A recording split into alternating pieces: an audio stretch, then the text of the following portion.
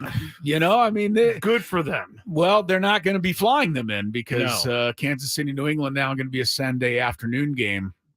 And the Eagles and Seahawks will be flexed into that Monday night spot. In Week 15, there will be some more flex games, I'm sure, announced by the NFL over the next week or two as we head down the stretch and try to get some good games in prime time. But tonight, pretty good one with Seattle and Dallas, so we'll be on the air until then. Coming up in this segment, you tuned in at the beginning of the show today. Appreciate you being on time. Going to reward everybody who tuned in on time today. At the end of this first segment, we are going to give you a chance to win a pair of tickets to see the San Diego State basketball team take on UC San Diego, and the game's going to be at Lion Tree Arena in La Jolla. You can get tickets now at ucsdtritons.com, or you can win a pair here in just a few minutes. So stick around for that opportunity. Don't call in now. No, because that gets Skraby in some kind of mood. It riles me up. It gets it does. Not that it takes much to rile you up, but that is one thing I know that riles you up is when people call before they're supposed to. The other thing is when they call and they say, "What was the question?" Yes, there will be a trivia question when you call in to try and win the tickets. You will have to have the answer with you. Do not ask Skraby the question. He will blow a gasket. I won't blow a gasket. I'll just hang up, but I'll feel bad as I hang up. So yeah, well, I got. But a lot of people do that. They call in because they don't want to wait for the question to be asked. Oh, I know. And then they ask Skraby, "What was the question?" And Skraby hangs up, and he's furious. So I will. Please say try this. not to do that today as well. Here is a little trick as to how to get through. Oh yeah, there is a trick to this. Call before the question is asked. Yeah. Right. Wait for the question to be asked and then dial in.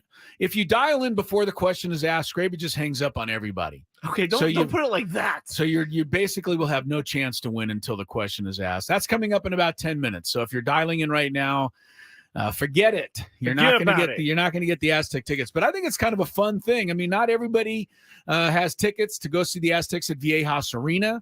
A lot of the games are sold out. They're very difficult to get tickets at Viejas Arena. This is a chance to see the Aztecs without leaving town. Nice. And go up to UCSD where it's a nice, small, cozy arena, Lion Tree Arena. Yeah. You'll be really close to the action no matter where you're sitting. I love that. And a chance to see the Aztecs and, of course, to see UCSD, which is, in the process of going Division I in college basketball. And so it'll be fun, and you'll have a chance to go see that game. It's tomorrow. But again, wait about 10 minutes to dial in. All right, let's get to what's going on in sports on this Thursday. Nick Martinez, we hardly knew ye. Yeah, Nick has moved on. He is going to be signing with the Cincinnati Reds. That is not actually a sounder. That is live coverage of Skraby actually crying. It was. You're that upset. I'm upset. You love Nick Martinez. You love him. He's a great guy, first of all. Second of all, he's a Swiss Army knife, which is different than a Switch Army knife, I said yesterday. Yes. But he does everything well. He can start. He can relieve. Pitched 54 games out of the bullpen last year, but started whenever the Padres needed that. And so there he goes. He's off to Cincinnati. He will not be coming back to San Diego. Here's my main worries about this is that they gave him, Cincinnati did, 2 years, $26 million, so $13 million a year. We're seeing that pitchers are going, average pitchers, less than average pitchers are going for $13 million a year. Yeah, they are. Or $12 million a year. Yeah. If the Padres aren't willing, because right now they don't have anyone in their rotation outside of Yu Darvish and Joe Musgrove that we can pencil in right now. Yeah. He wants to be a starter. He's wanted to be a starter. Yeah. I think that would have been a good price. Now, there was some complication with him, with his contract with the Padres already. Well, his Padre contract, if they would have re-upped with him, they would have had to pay him $16 million, the way I understand it. Which is a lot. Which is $3 more million than he got in Cincinnati. Which I believe is a little much, but I would have liked to know whether or not the Padres had discussions with him about coming back for 13 with them. I don't know. I mean, the Padres, decided not to go after Martinez for $16 million. The Reds are going, actually, he's going to get $14 million next year, $12 million the following. So an average of $13 million a year with Cincinnati. I am starting to believe, Skraby, that if you want to fill up your starting rotation with pitchers that have pitched in Major League Baseball before, it doesn't matter whether or not they were any good. Hey. Just if they have pitched in Major League Baseball before, you better get your wallet out. It's going to be $13 million to sign Jack Flaherty. It's going to be $13 million to sign Wade Miley. It's going to be $13 million to get Zach Davies. I mean, I could go down the list. James Paxton, Hyun-Jin Ryu. I mean, you want one of these guys. One. Well, but the Padres need more than one. See, that's the issue here. And this is why we come back to where we've come back to every day this week and the previous one. They're going to have to trade Juan Soto. There is no way that if they want to fill up this rotation with some major league experienced talent, that they're going to be able to do it and also lower their payroll while keeping Juan Soto around. They can't keep Juan Soto and spend $45 million to fill out their starting rotation. They just can't. No. It's just not possible. And I know, you know, a lot of people are saying, well, nobody knows what's going to happen with Juan Soto. And right now people are just, you know, it's the off season and they're looking to fill space and write copy and come up with stories. And nobody knows whether there's any truth to any of this. That very well could be true. But the bottom line is what people are writing about the Padres and the need to trade Juan Soto is 100% accurate. It is. They have to.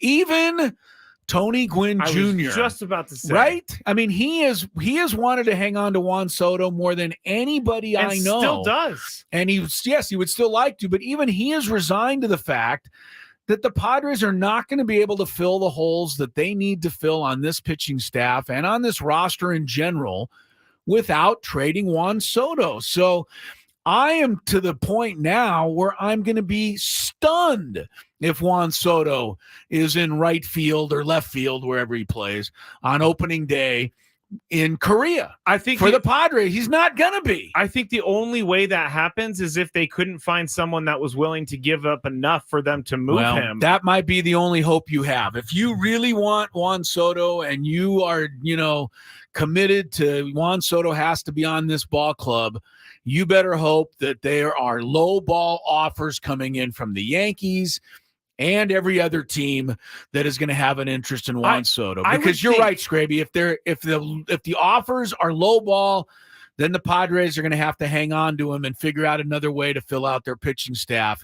But I don't know how they're going to do it. I mean, you look at some of these guys, Marcus Stroman.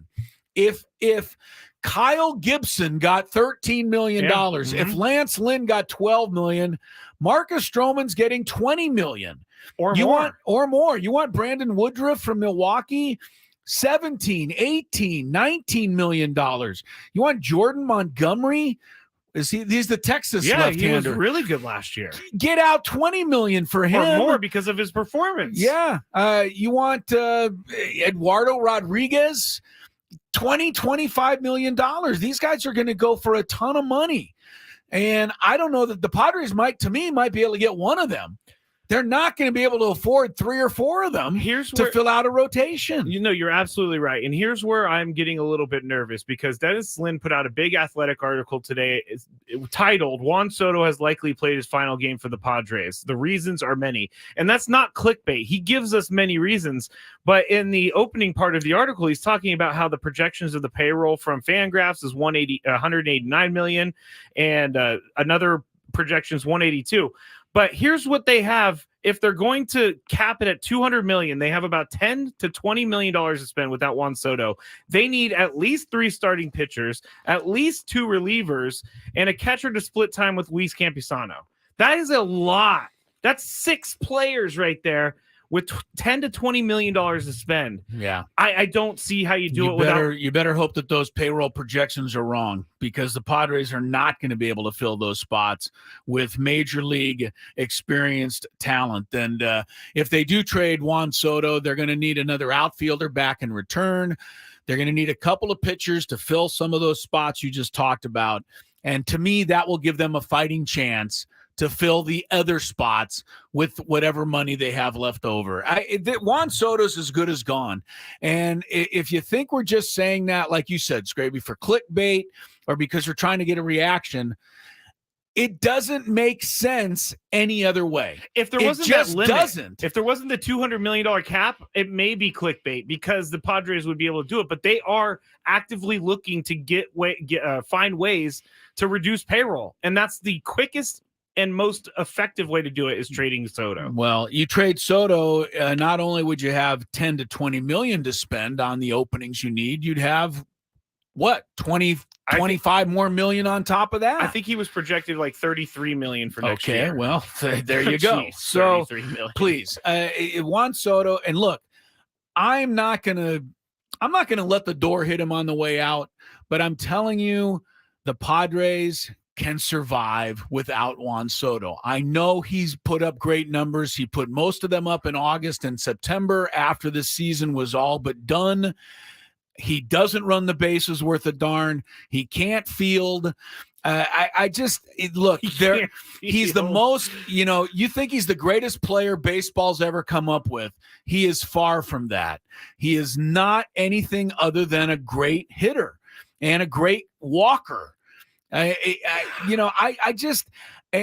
not thrilled with his base running. No, I'm not thrilled with his ability to be a great teammate. I'm not there. I don't travel with this team like Tony does. Yeah. So I would have to just basically guess, but I believe Juan Soto is a diva, and I think Juan Soto is pretty much all about himself, and that's great. That's, look out for number one, but let him look out for number one on another team. I'm going to be fine if Juan Soto leaves the Padres. I really am.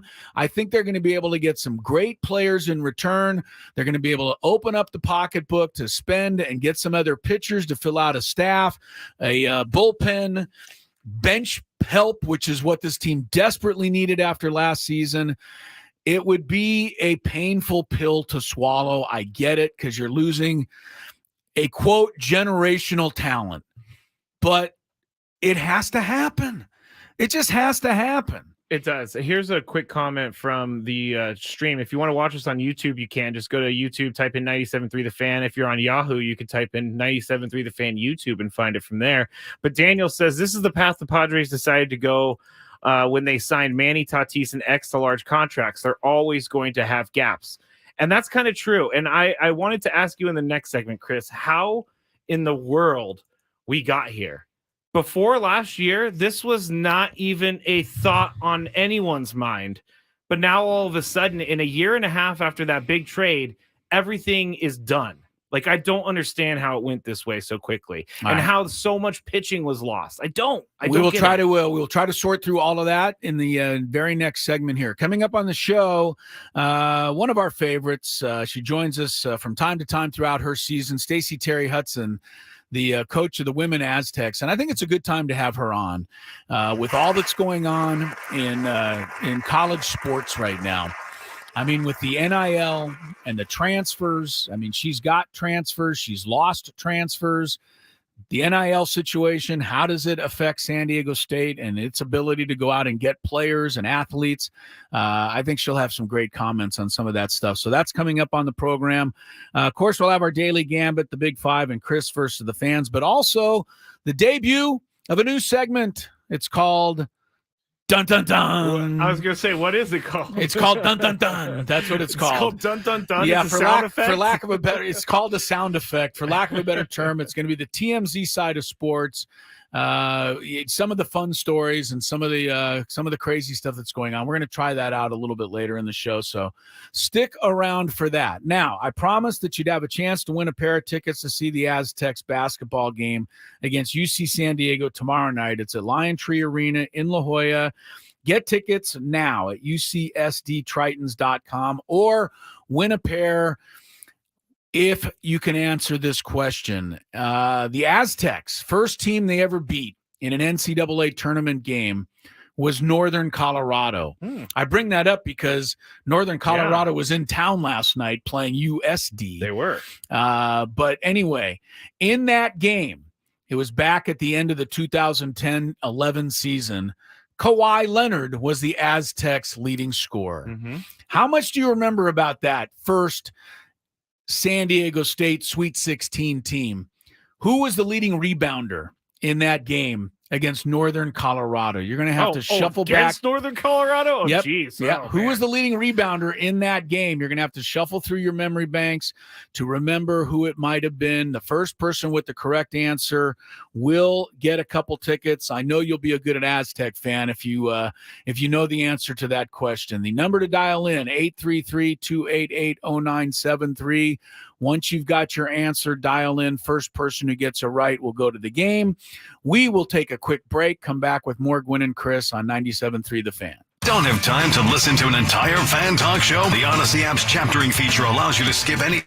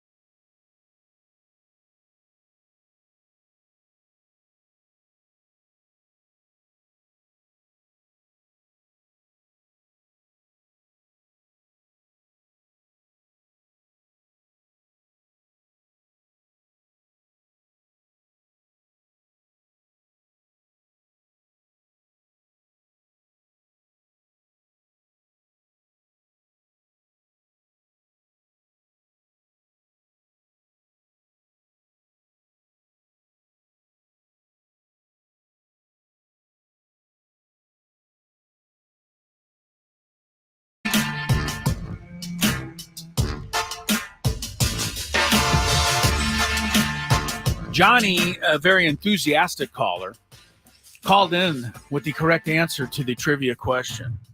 He said, is it my buddy Billy White? Yeah, he did. I don't know if they're actual buddies, but Billy White was the forward on that 2011 Sweet 16 team that did lead the Aztecs in rebounding. The first call, Chris. In their first ever NCAA tournament victory over Northern Colorado. So Johnny cashed in on the tickets. He'll go to see the Aztecs take on UCSD tomorrow night. You can stop calling now so that Skraby doesn't blow a gasket. No, it's okay. Now everybody knows. But you don't like when your phones are blinking and you're trying to concentrate and do the show. I know that bothers you. It's okay. I'm looking out for you. We have caused a controversy on the stream, though. What happened here? Well, not so much a controversy. What's the controversy? But before we get to this segment, we already have a controversy. It's just that there are some people saying that. Well, Matt on the stream is saying, I don't know that a $200 million payroll equals the outhouse, which is very true. I mean, they got some very good, talented players on this team. We didn't suggest that they're going to be in the outhouse, did we? No. Okay. But Juan Soto being a diva is the controversy. Well, I've heard what I've heard. I think he's got a little diva in him. I don't know that that's a bad thing. I don't either. Taylor Swift is a diva. Everyone on planet Earth loves Taylor Swift. Yeah. I mean, being a diva is not a bad thing. If you want to take it as a negative statement, you can. I don't know that Juan Soto's all about the team. I just don't get that vibe from him. It's okay. It's okay for you. And you were just saying your feeling about it. It's just my feelings. I'm not backing it up with any factual information. I do hear some things that I take a certain way. You do hang out at the ballpark during the season? I've been around the ball club a little bit. I do know some people around this team. I don't take that as a huge negative. I just don't take it as the kind of player that I love on my team. That's all. And that's why, like, a guy like Nick Martinez, a team full of divas can win a Major League Baseball World Series. As a matter of fact, Juan Soto was already on a team that won a World Series. So were they full of divas? I don't know. Maybe they were. Maybe. They did have big names. They did have. Rachel tweeted in, I agree 100% with you, Chris, on what you said about Juan Soto today. The Padres do have a lot of work to do to fill spots needing to be filled. So there's plenty of people on both sides. Right. Well, that's good. I mean, that's the way a good conversation should go. Now let's get to your question, because I thought your question was actually pretty good. Okay. My question was actually pretty good. I know. You might want to record that. Well, I just said something positive about you, but you asked.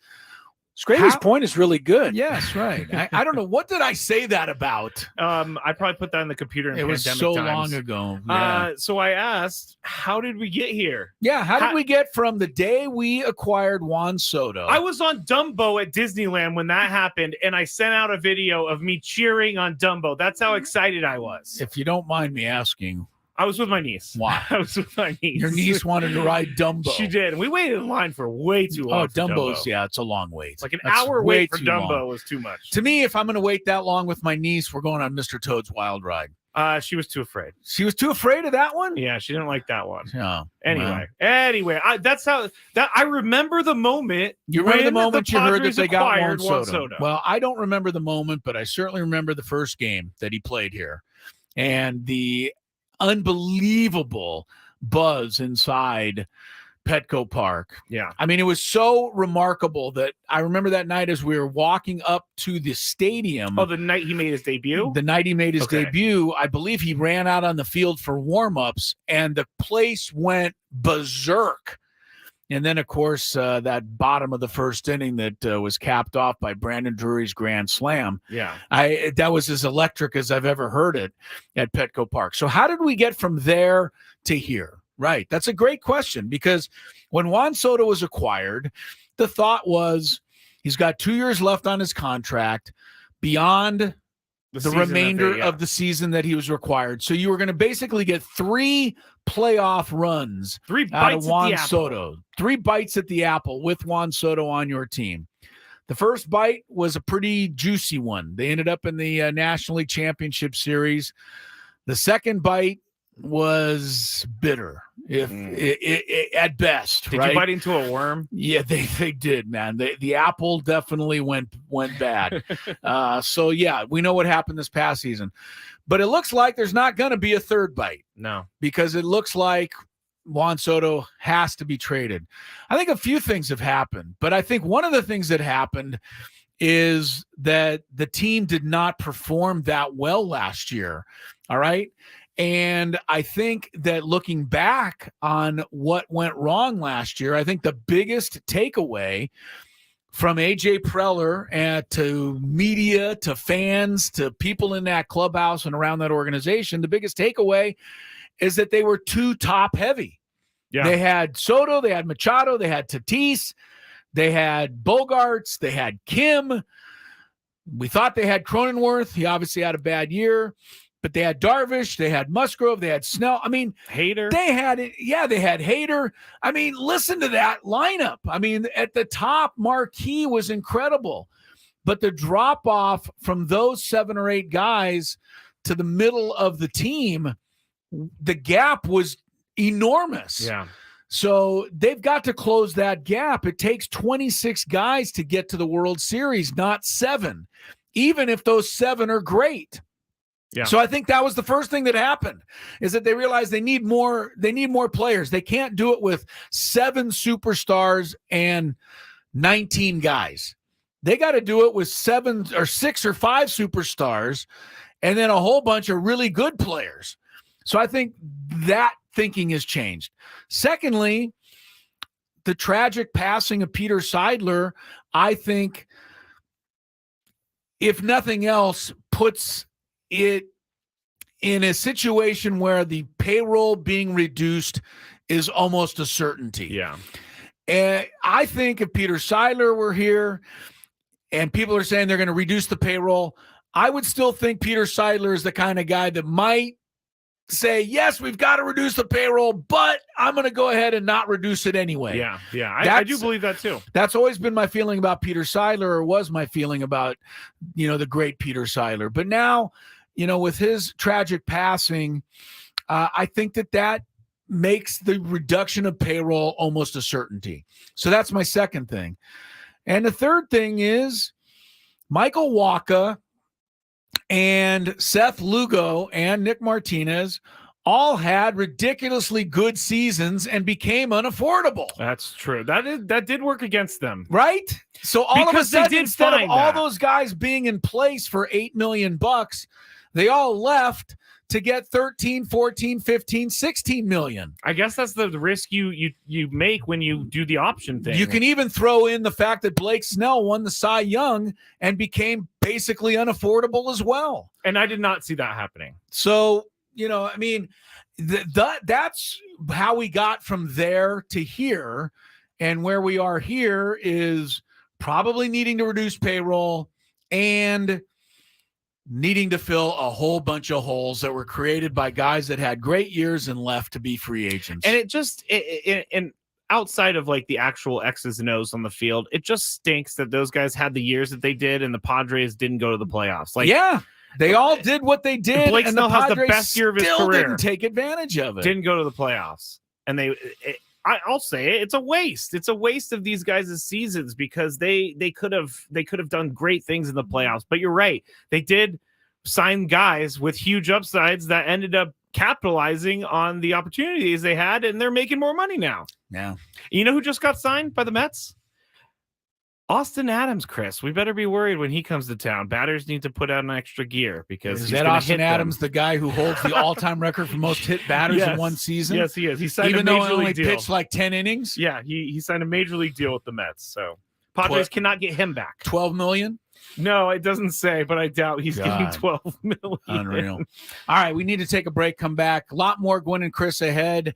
We're going to talk about college sports with the Aztec women's basketball coach, Stacie Terry. Not only that, but they have the number 3 ranked team in the nation coming to San Diego tomorrow morning. You would have a chance to see the Stanford Cardinal. We'll talk more about it when we come back. Previously on the John Cantero Show. Right now, the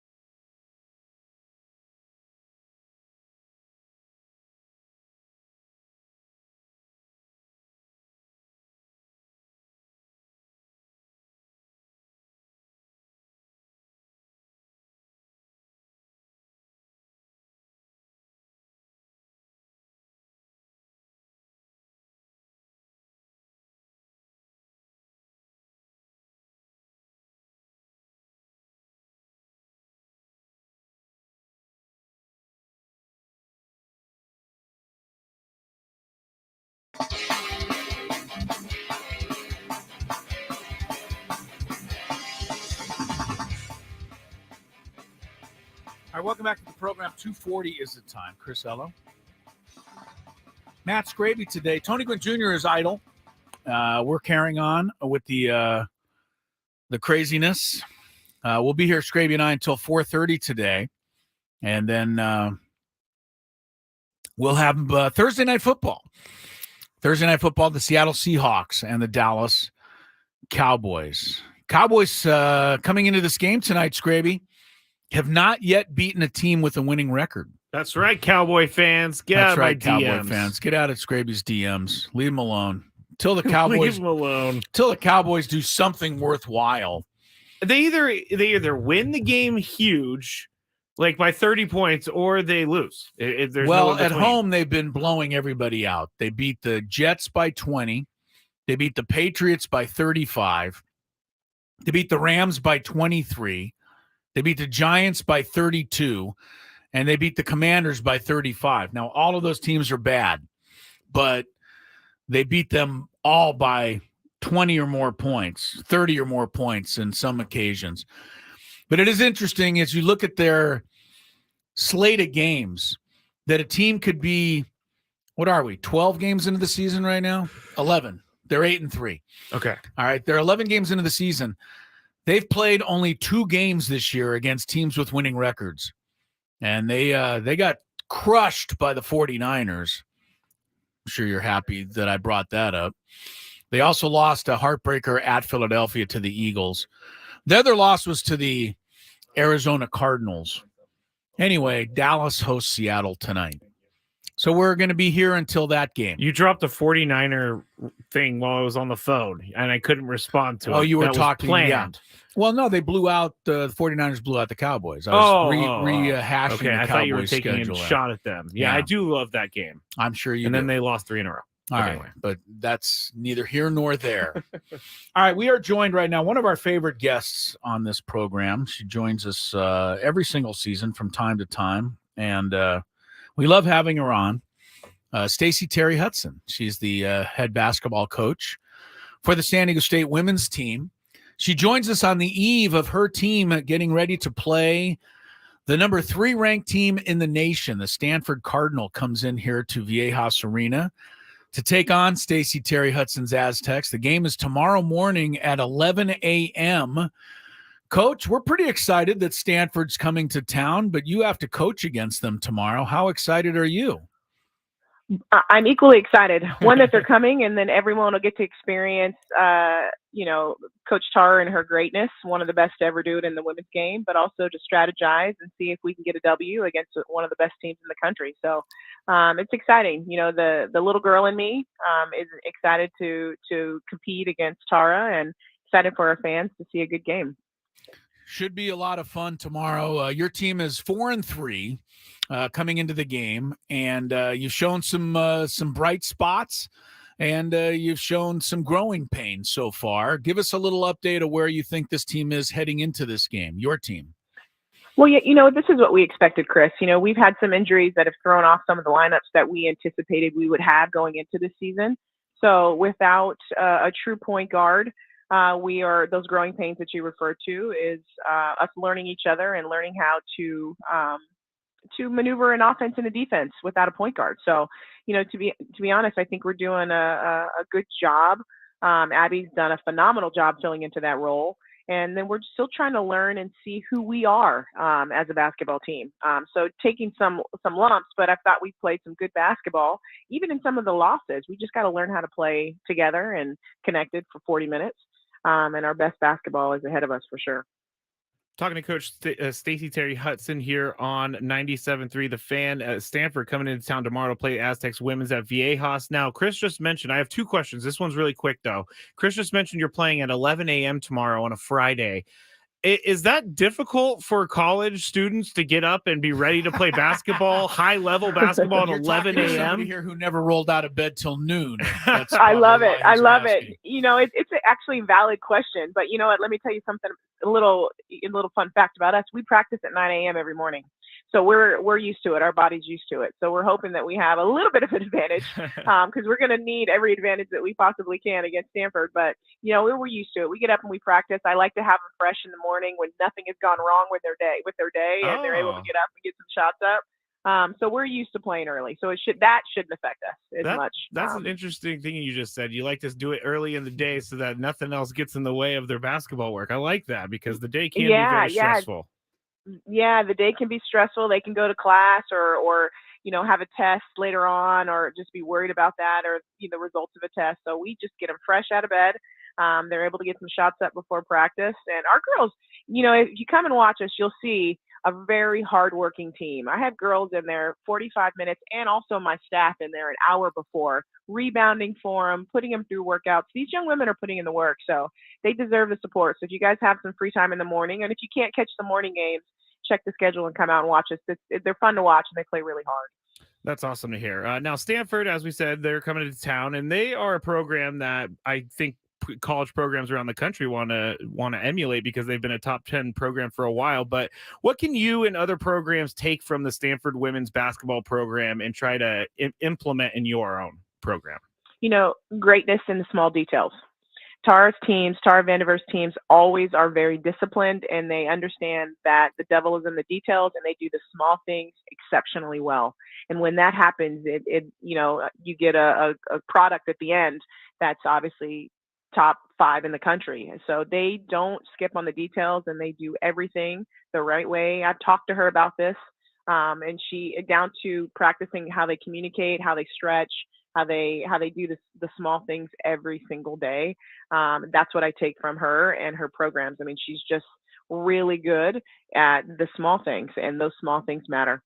Yeah, Stanford is they're amazing, and they've got at least 2 All-Americans on this team, Coach, just doing some of the prep for the game. Tomorrow they might have 3 or 4 for all I know, but Cameron Brink, their center, 6'4", but she's something to see. I mean, this is one of the great players in the entire nation. She's got a great WNBA career ahead of her, you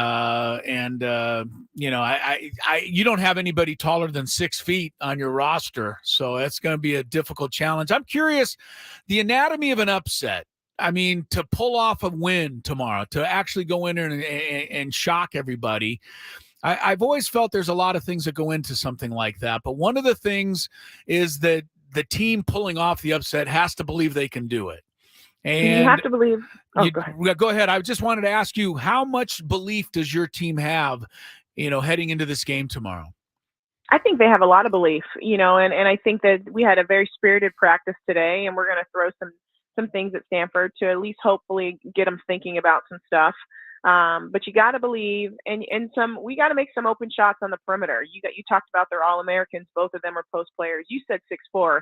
I think she's 6'8" in my mind, in my dreams. Yeah, she's so tall. She seems like she is. But right. So they have 2 post players. So we're going to have to be mindful of that. Knock down some open shots. And and we're going to have to play the numbers. I'm going to take a page. You talked about what I can learn from Tara, and I'm playing the averages, and just trying to make sure that we're gonna need some help on those bigs, because you talked about our lack of size, and we're hoping that our heart size is just as big, and we're going to be able to compete at that level. But we're going to do some interesting things to try to slow them down, and then we got to make some shots on the perimeter. We're going to try to shorten the game, not give them as many possessions as they're used to having, because they are phenomenal in transition offense. So we got to make sure we get all 5 back and put a defender in front of everybody and make it challenging to score. And we're hoping that every made basket, if there are any, is contested and they had to work for it. Talking to Coach Stacie Terry-Hutson here on 97.3 The Fan. Now, we have talked a lot about the NIL here on this show, and we agree that players should see some compensation, but it seems like it's a really difficult place for athletic programs to navigate. What have you found over the last couple of years building a team while you're competing against NIL money? Yeah, we're not there yet. And, we're in the infancy stages as far as our program goes, but we do have a little bit of money that we're able to give to our student athletes. And as you know, we take a very similar approach as the men. It's community based, and they do some type of community service before they get it, which I love, because, 2 things: they're getting taken care of, but they're also giving back to the community. And that's really, really important to us in our program here. But we're still building. I mean, we still gotta, find the support, find the resources to continue to grow that. And again, it's gotten better every year, but we still have a long way to go. We're nowhere near where the men are at that point, and I'm sure the men would love to have more as well. So we got to just keep getting the word out, finding people that are passionate about women's basketball and passionate about helping our young women in life in general, right? And obviously rewarding their hard work. And if we can continue to do that, it'll help us get money where we can, give back to our girls. And again, it's all community based. It's not just giving money away. I don't want people to think that they have to do something to get this money, which makes it a little bit more meaningful for me. How much has women's basketball in general improved in your mind from, say, when you played at Texas Arlington to now? I've been covering it for 15, 16 years. And I just think this game is it's so much more enjoyable and better than it ever has been. And I think maybe there's some people that might have checked in on women's basketball a few years ago and thought, man, it's not the thing. But you're going to be shocked at how good these players are on both teams if you go to this game tomorrow. But these kids have become so good at what they do, haven't they?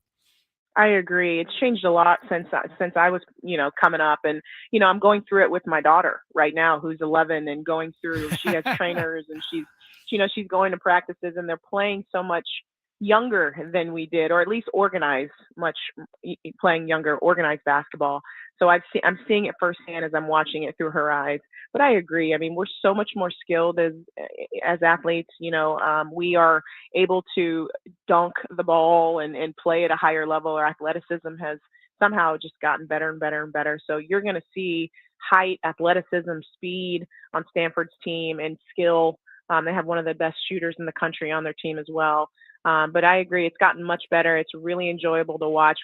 You can tell by the hype that's around women's basketball, all the numbers, people watching women's basketball, committing to women's basketball, and the resources are going up. And it's been really fun to see, obviously being in this business, the hype around some of these teams and the parity, to be honest, because we have better players and more better players, or, more skilled kids.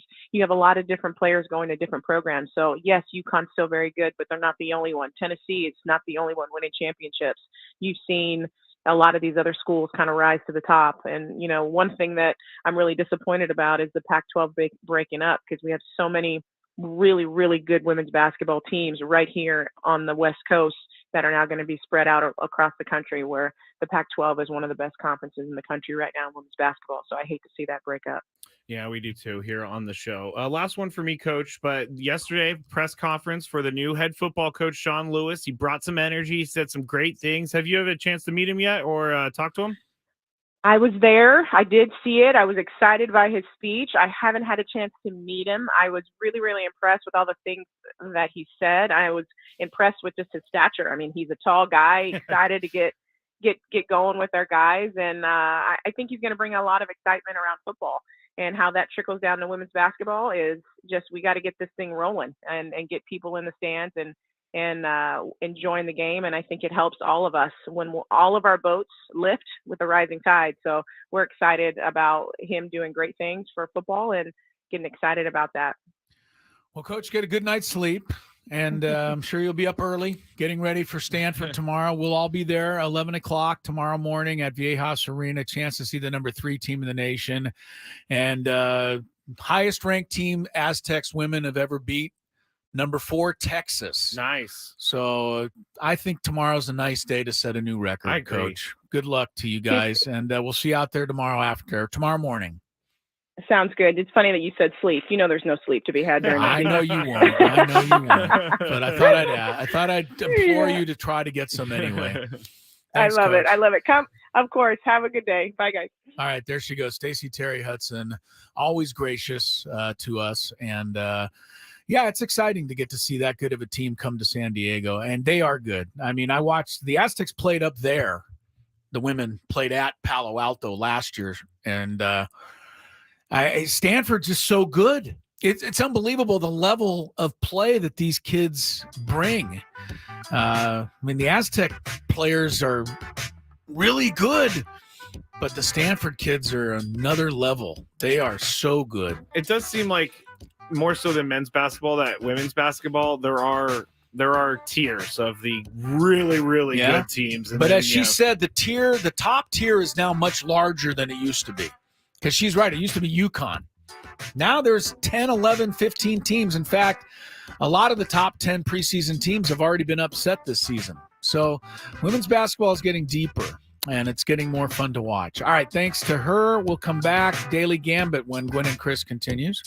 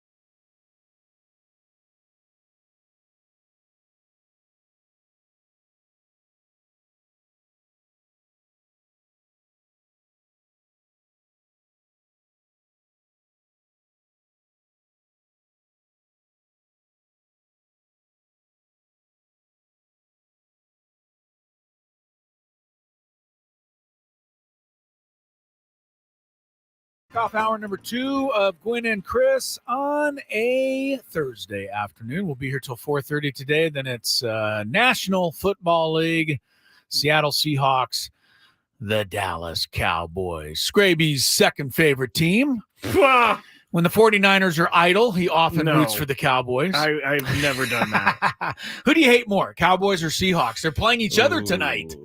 Wow, both of your teams that you hate.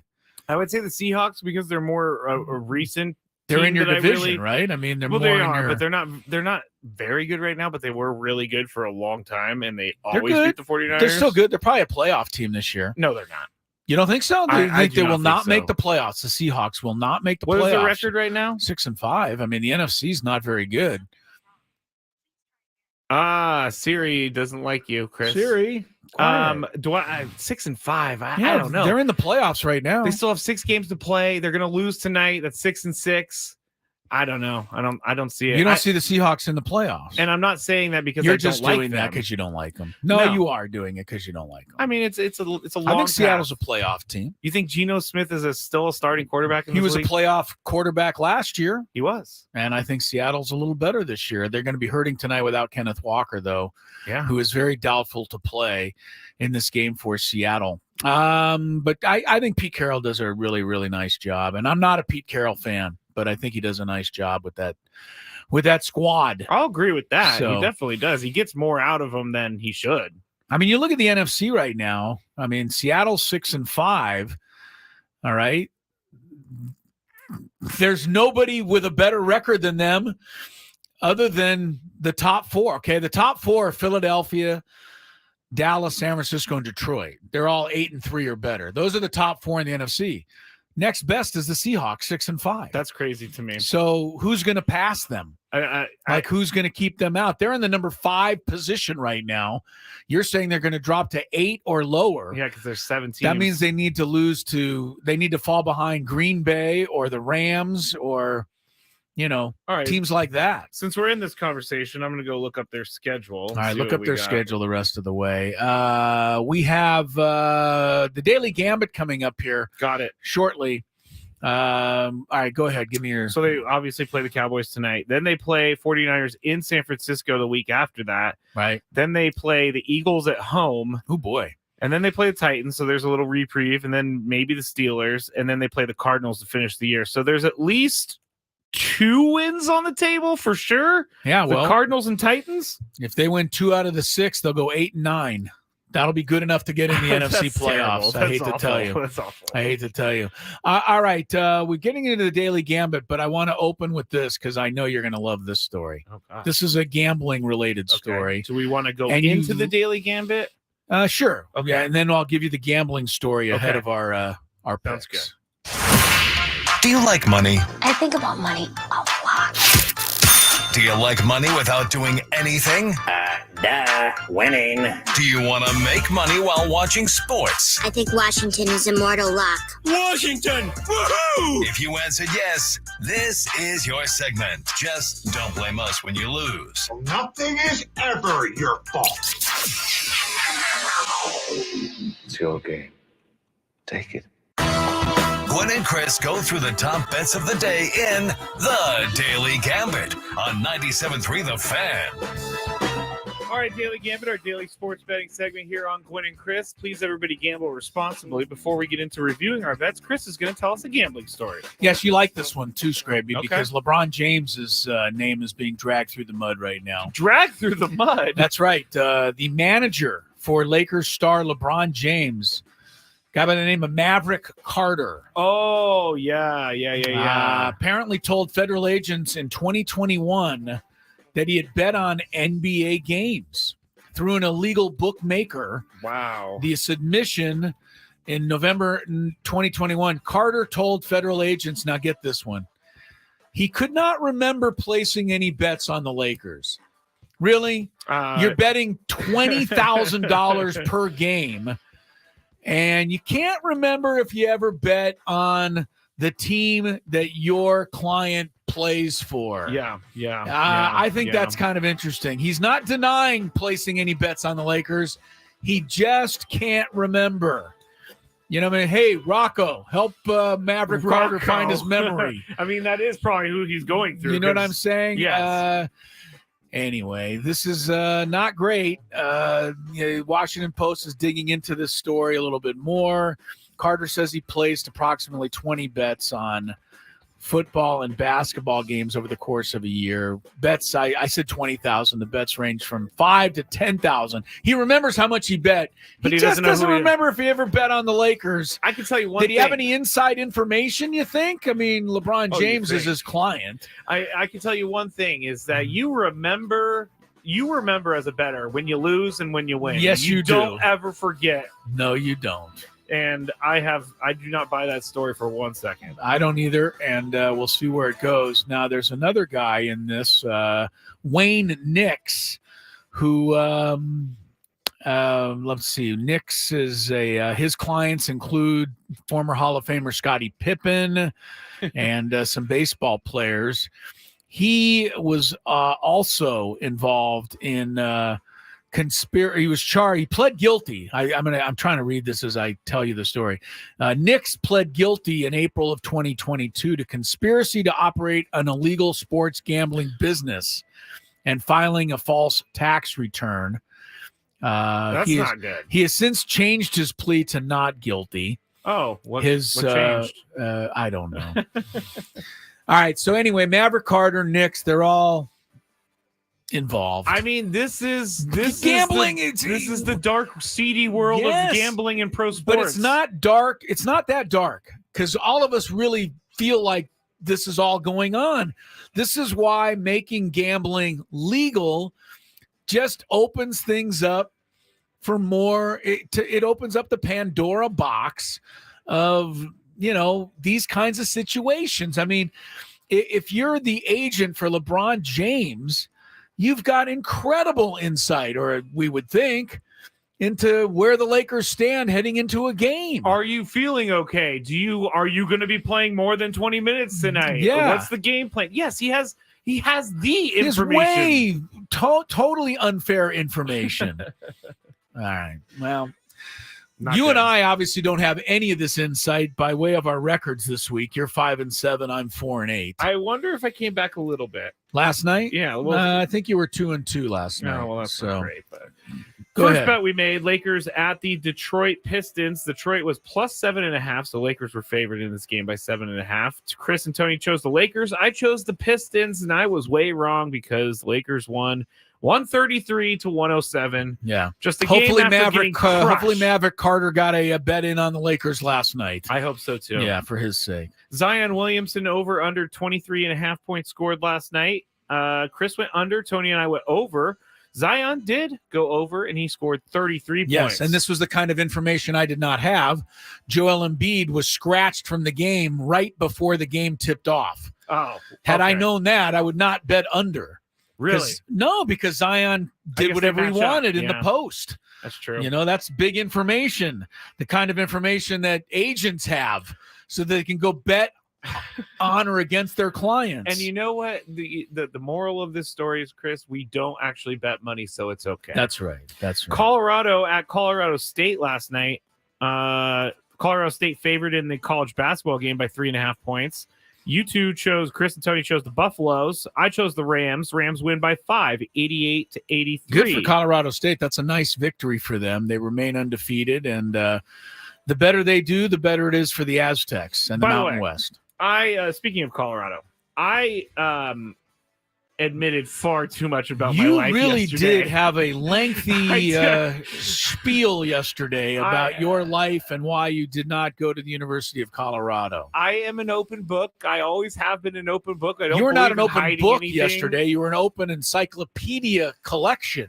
I know. I felt a little weird. You were giving us everything. Have people been commenting to you, or did your mom take it easy on you when you got back? Yeah, she did. I mean, because she was saying, "Hey, we told you so all along." Oh yeah, it's nice that you finally. It's nice that you finally realized the error of your ways. I did get a message from someone that helps me, and they said, "Hey, it's not easy to say that stuff in a public setting, and I appreciate you saying it." I think it was healthy for you. I also have on the other side people telling me that they can help me with my game. with women, and so I don't know how my 20-year ago breakup is. Yeah, I don't know what they're going to do to help you at this point. Anyway, I just had to say that I admitted far too much. Thanks everybody for caring. Last one, Northern Colorado at USD. USD 4-point favorites in the game, and Tony was the only one to choose the Northern Colorado Bears.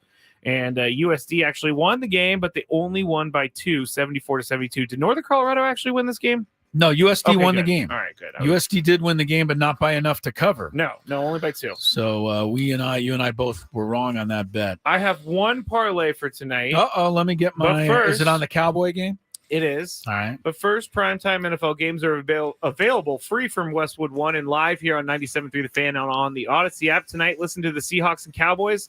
And on Monday, the Bengals and the Jaguars right here on 97.3 The Fan at 4:30, or simply download the Odyssey app and search for 97.3 The Fan at kickoff. All right, this 3-leg parlay plus 1,000. I got to hope that the Seahawks are going to stay close, so I'm going to take them plus 9 on the spread. CeeDee Lamb is very good, and he has been very good for the past 4, 5, 6 weeks. So I have him as an anytime touchdown scorer. And then this is the one that I think is going to be the most difficult because I've had Tony Pollard on my fantasy team, and it's been rough sledding in the rushing yards department. 80-plus rushing yards for Tony Pollard. So Seahawks plus 9, CeeDee Lamb touchdown score, 80-plus Tony Pollard rushing yards. For 1,000, though. For plus 1,000. All right, good luck. Thank you. Poor CeeDee Lamb didn't know it, but he's just got eliminated. Well, he can't from having any chance to score a touchdown. He's playing for my team tonight, my fantasy team in our league. So I have All right. to Well, have if him you show let's up. see how much you believe in CeeDee Lamb. His over/under tonight is 84.5 yards receiving. Going over? I'm going over. Of course you are. He's at home. He's very good at home. He is. I'm worried about the Cowboys though, because they're going to have to go on the road eventually, right? They can't just play every game at home. And on the road, they're less than stellar on the road. You know? Yes, they are. They're a different team. Oklahoma City and the Lakers tonight. NBA action in Oklahoma City, where the Thunder. Yes, they are the Thunder. Mm-hmm. Oklahoma City's favored by 6 over the Lakers. This is probably because Oklahoma City is 11-6 this year. They're having a nice season. The Lakers, though, are 11-8, not that far behind them. No. Again, so difficult to know.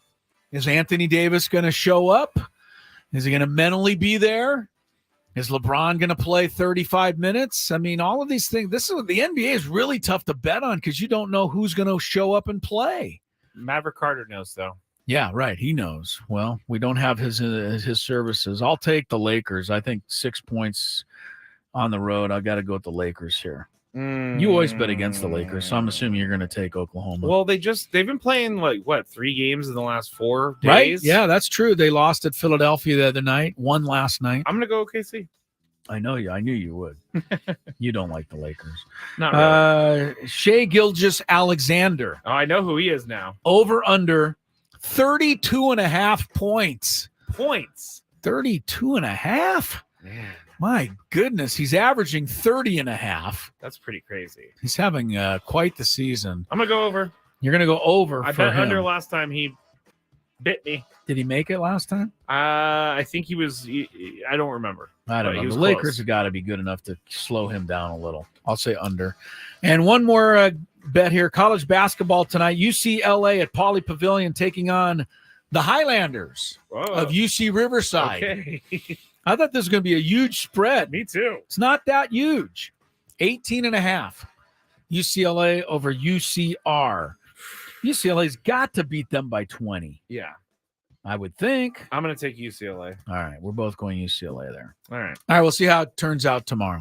There you have our Daily Gambit wagers for tonight. 1 hour from now, Chris, listen to hear your name called at 4:15 in our biggest fan contest for your chance to win a night in the Odyssey Suite with friends, family, and 97.3's hosts.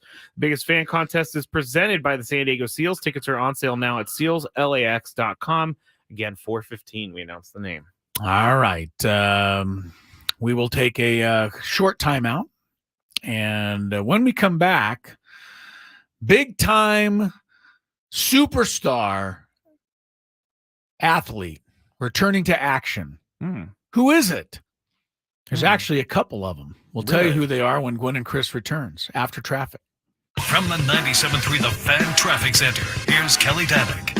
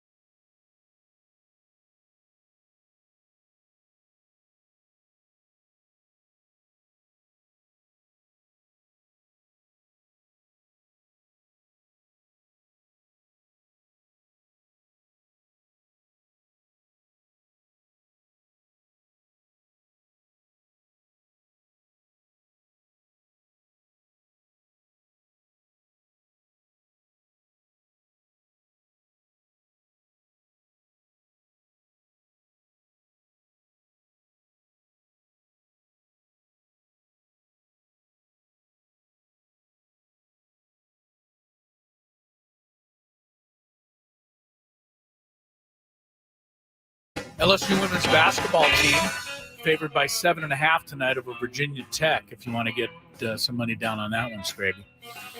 Welcome back to Gwynn and Chris. Crisello, Matt Skraby today. Tony Gwynn Jr. is idle.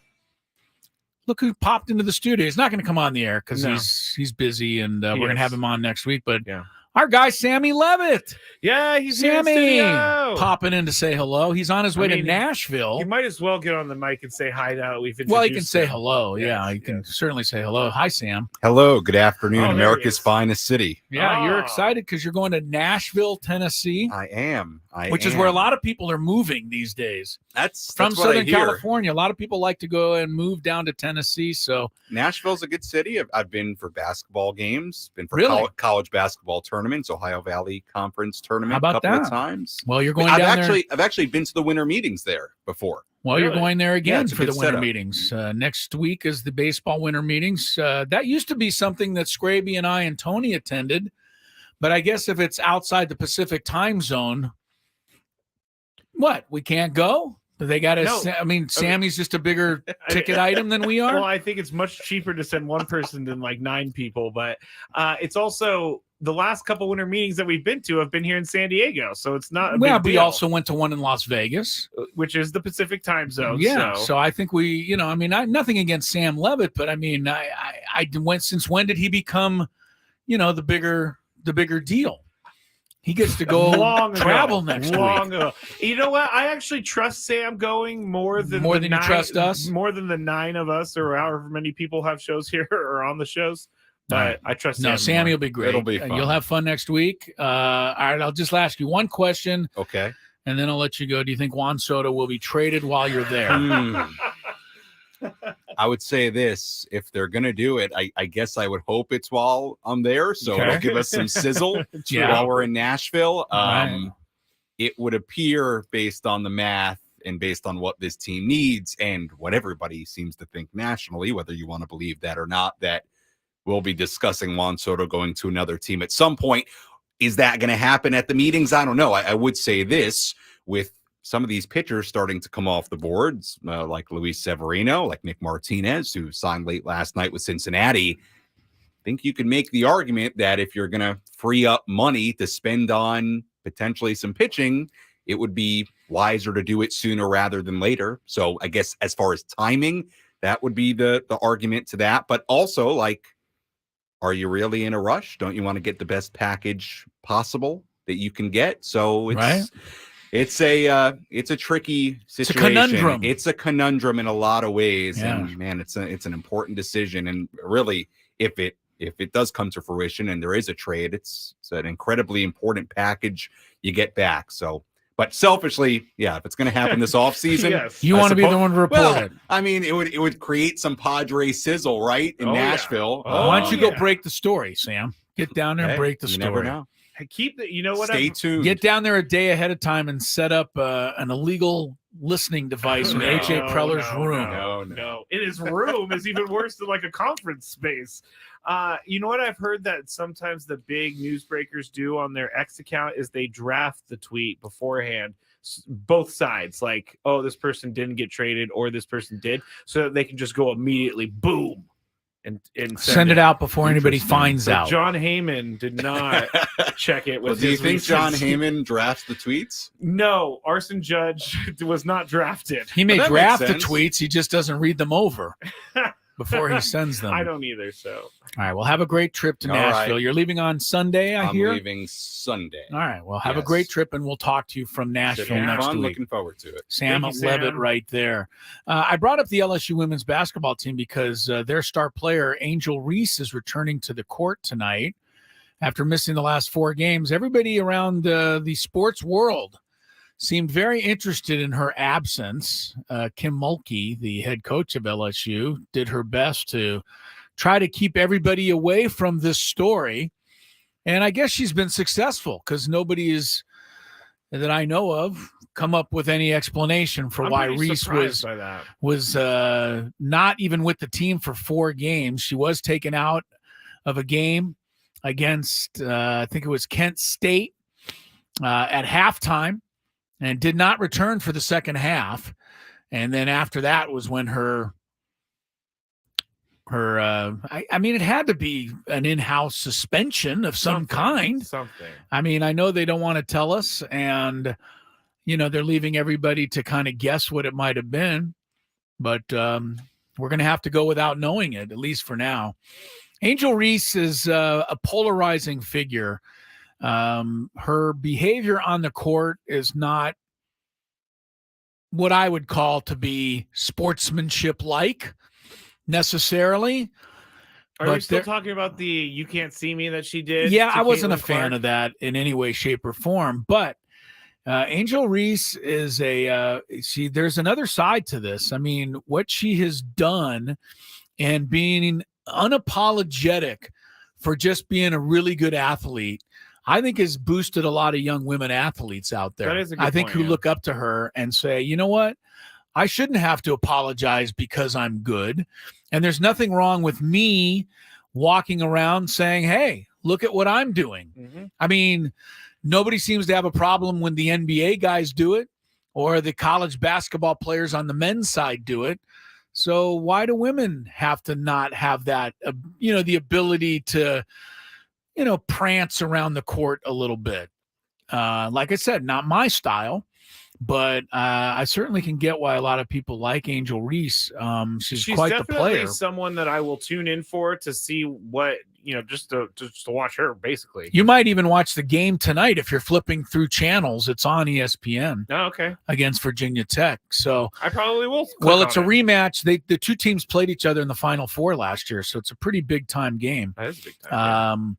Anyway, we talked earlier with Stacie Terry-Hutson of the Aztecs and talking about great, bigs in women's college basketball. One of the best, Cameron Brink, will be here tomorrow with Stanford to take on the Aztecs. So, yeah, anyway, welcome back to Angel Reese. But there's a lot of controversy surrounding her return to the Tigers. The one other player that is going to be returning actually has not yet been there, but Bronny James has been cleared to play for the USC Trojans after the heart issue. Let's just, hope that he remains okay. Seriously. I mean, it's a scary situation, but James suffered cardiac arrest on July 24th during a practice. He was hospitalized for 3 days. He has undergone a procedure to treat a congenital heart defect. Let's just hope that, everything remains okay. Those are scary things, these Very heart scary. defects. But Bronny James apparently is going to be ready to play for USC soon. So, or at least he's been cleared. So it's good news, but it makes me nervous. I mean, I'm not going to sit there and say, well, what, are you never going to play again? Yeah. No, but I'm still going to be nervous, with him going out there. Yeah, I definitely would be too. So, all right, good luck to him. And one more thing, speaking of USC, before we get to the break, according to Kirk Kenney, it looks like now USC is going to be coming to the Holiday Bowl. Really? To take on Clemson. Oh, wow. Kirk wrote that in the San Diego Union Tribune today. Nothing's confirmed yet. They will make the official announcement Sunday morning. We had thought they were going to play Clemson, Oregon State. But what happened, Oregon State's coach left. Oh, yeah. Took the job at Michigan State. That's true, yeah. So all of a sudden, Oregon State without a head coach. And I guess some of the thinking around the Holiday Bowl was, we don't want any, stuff like that. I mean, they're worried about what happened 2 years ago with Chip Kelly. I'm sure Oregon State would show up if they were invited. I was going to say, I don't think Oregon State reminds me of UCLA. No. And they have replaced their coach, by the way. Oregon State brought their defensive coordinator up to the top job. See, I'm not really a big fan of this. If Oregon State has earned the right to be in the Holiday Bowl, then they should be there. And USC, to me, I mean, they're going to – Caleb Williams, who knows if he's going to play. I'm going to think he does not play. USC just wasn't as good as Oregon State was this year. Were they not? I mean, I don't know. I mean, USC's certainly faded down the stretch. They've given up a lot of points. Of they lost 5 of their last 6 games, and the one game they won was 50-49. But they did open the season 6-0. They were really, really good for a while. Well, we'll see what ends up happening. But according to Kirk, It looks like a USC Clemson Holiday Bowl. We'll find out for sure on Sunday. We'll find out what else is going on in the sports world. That is where the Big Five comes in, and it's next on Gwynn and Chris. Gwynn and Chris on the Fan. I mean, I must have did everything but throw the remote at the TV. You should have thrown the remote. I think you unhooked your microphone. I was Here, I just turned it off. Now put it on the back of your microphone. Press the cord in. The back of the microphone. The back of the microphone. We're having technical difficulties here. Listen to Gwynn and Chris weekdays from 2 to 6 on 97.3 The Fan. The Fan. Are you ready to tailgate? Are you ready to tailgate? Are you ready to tailgate? Tune in to Tailgate Radio, exclusively on TuneIn. You'll hear the greatest anthems From the greatest genres of music collide. From the mind of Garth Brooks comes the ultimate tailgate experience. Jackpot! Touchdown! Download the TuneIn app and start rocking out to Tailgate Radio. Yeah, baby! Hi, my name is Tailgate Radio. Your official game day party station. Download TuneIn from your app store and listen for free. At Bank of America, we asked our employees what they wanted most. I want to work where everyone is welcome. To have benefits that take good care of my family. To move forward in my career. We listened and did all that and more. It's why we're proud to be Just Capital's #1 top company to work for. Bank of America. What would you like the power to do? Just Capital used annual rankings that track performance across the 5 worker-related issues evaluated. Bank of America N.A. member FDIC. Equal credit opportunity lender. Test it to see what you've got. Is it COVID or is it not? Treat it. Ask for medication. Decrease risk of complications. Beat it. That's a 1, 2, 3 to stop COVID from multiplying. Isolate so you don't repeat it. Test it, treat it, you can beat it. Yeah. Visit youcanbeatit.org or call 833-422-4255 to ask for medication to treat COVID-19. Sponsored by the California Department of Public Health. From taking on extra shifts to the years of hard work, the success you've already had matters at University of Maryland Global Campus, because we're a school for real life. At UMGC, you can transfer up to 90 credits toward a bachelor's or up to 12 credits toward a master's. Study business, cyber, or more. Visit UMGC in San Diego and meet with a local advisor and learn about online and hybrid courses available in San Diego. Learn more at umgc.edu/SB. 'Twas the holiday season at Total Wine & More. So many friends that you need to shop for. Gifts on their shelves are so easy to find. Just what you love for your loved ones in mind. Your father likes bourbon, Cabernet for your sis. Champagne for a co-worker, never a miss. Now that's a low price you'll shout out with glee when you shop Total Wine for them and for me. With the lowest prices for over 30 years, you'll always find what you love and love what you find. Only at Total Wine & More. Drink responsibly, B21. It's football season, and the NFL is in full effect on the free Odyssey app. We're heading into the final stretch of the regular season, and the playoff picture is starting to come into focus. Whatever team you're rooting for, the free Odyssey app has you covered, with the local talk and your team's podcasts. Plus, listen to play-by-play of every Sunday night, Monday night, and Thursday night game from Westwood One. If you're looking for the NFL, it's all on the free Odyssey app. Download it today and search for your favorite team. That's AUDACY. We'll be back to Gwynn and Chris in just 2 minutes. I can't wait for what's next. Even with higher stroke risk due to atrial fibrillation, an irregular heartbeat not caused by a heart valve problem. Eliquis, the Pixaban tablets, reduces stroke risk. It's the #1 cardiologist prescribed blood thinner. Don't stop taking prescription Eliquis without talking to your doctor, as this may increase your risk of stroke. Eliquis can cause serious and in rare cases fatal bleeding. Don't take Eliquis if you have an artificial heart valve, abnormal bleeding, or have antiphospholipid syndrome. While taking, you may bruise more easily or take longer for bleeding to stop. A spinal injection while on Eliquis increases risk of blood clots, which may cause paralysis, the inability to move. Get medical help right away for unexpected bleeding or unusual bruising, or if you have tingling, numbness, or muscle weakness. It may increase your bleeding risk if you take medicines such as aspirin products, NSAIDs, SSRIs, SNRIs, and blood thinners. Tell your doctor about all planned medical or dental procedures. Learn more at Eliquis.com or call 1-855-ELIQUIS. Hi, I'm Henry Winkler. My eyes are very important to me. My eyes connect me with things I love. I loved my late father-in-law dearly. He always lit up a room, but his vision dimmed with age. He had age-related macular degeneration, or AMD. And since partnering with Apellis, I've learned there's an advanced form of the disease called geographic atrophy, or GA. His struggle with vision loss made me want to help others know about GA's warning signs. For some, straight lines seem wavy, like when looking at a door frame. For others, blurry or missing spots can make it hard to read or see loved ones' faces. Many have trouble seeing in low light, making driving at night difficult. GA gets worse over time and cannot be reversed. If you've been diagnosed with AMD and notice vision changes, don't wait. Talk to your eye doctor about GA today. Learn more at GAWon'tWait.com. That's GAWon'tWait.com. Don't have time to listen to an entire fan talk show? The Odyssey app's chaptering feature allows you to skip any segment you want. They run the gamut, bro. They run the gamut. On 97.3 The Fan.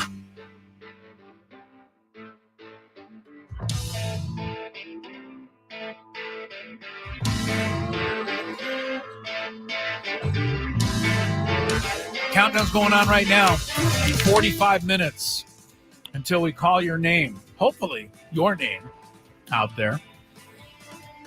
Listen and hear your name called at 4:15 today.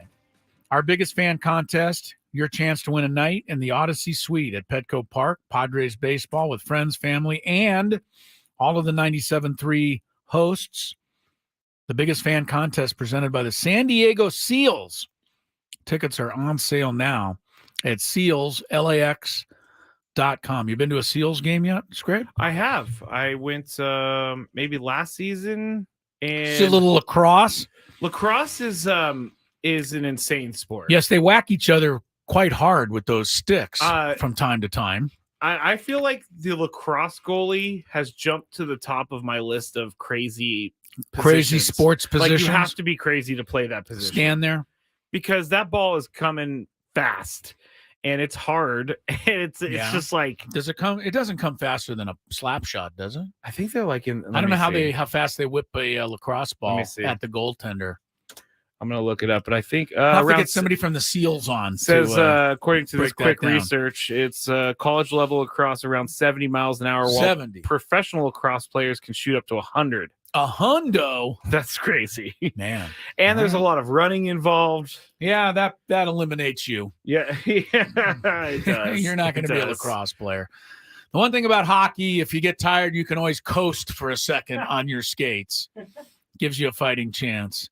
All right. Yes, we got to move my camera back because I'm sure people are tuned in and they hear me, but they can't see me. Hi, we are on YouTube. Search for 97.3 The Fan. You can watch the show as we go along. Segments like this one, which follows traffic, the Big Five. From the 97.3 The Fan Traffic Center, here's Kelly Danick. Traffic is sponsored by Valvoline Instant Drive-Thru Oil Change, your 15-minute instant drive-thru oil change. Get a little busy on our roads. A new crash on southbound 5 at SeaWorld Drive. It's blocking the right lane. Also traveling south 15 before Market Street. Collision partially blocking the slow lane. Accident over the right shoulder on eastbound King 3 before the 805. Also got a mattress reported in middle lanes. Westbound 8 before the 15. And westbound 78 Sycamore off-ramp crash. Stop by into the 30 San Diego Valvoline Instant Drive-Thru Oil Change Centers. You don't have to get out of your car. It usually only takes 15 minutes or less. Visit SoCalOilChange.com for discounts and locations nearest you. Valvoline Oil Change Centers are open 7 days a week. I'm Kelly Danick with Gwynn and Chris, San Diego's #1 sports station, 97.3 The Fan. It's that time of the show when we check on the latest in sports. Only the most important topics and questions are brought to light. Stop what you're doing and listen. These news stories will astound and amaze you. The one, the only. Oh my God, who the hell cares? The Big Five starts now on 97.3 The Fan.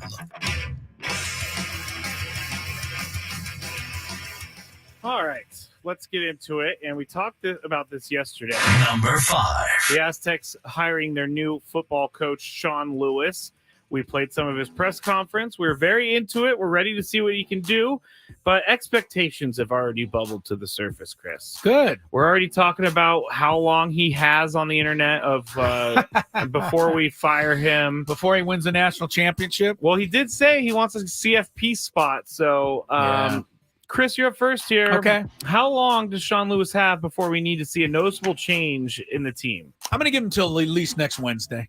Oh, okay. All right. Yeah, cool. I'll give him a cool, good solid cool, week. Cool. No, I mean, it's at least 2 seasons, and it's probably longer as long as those 2 seasons aren't disasters. Yes. But you've got to give him time.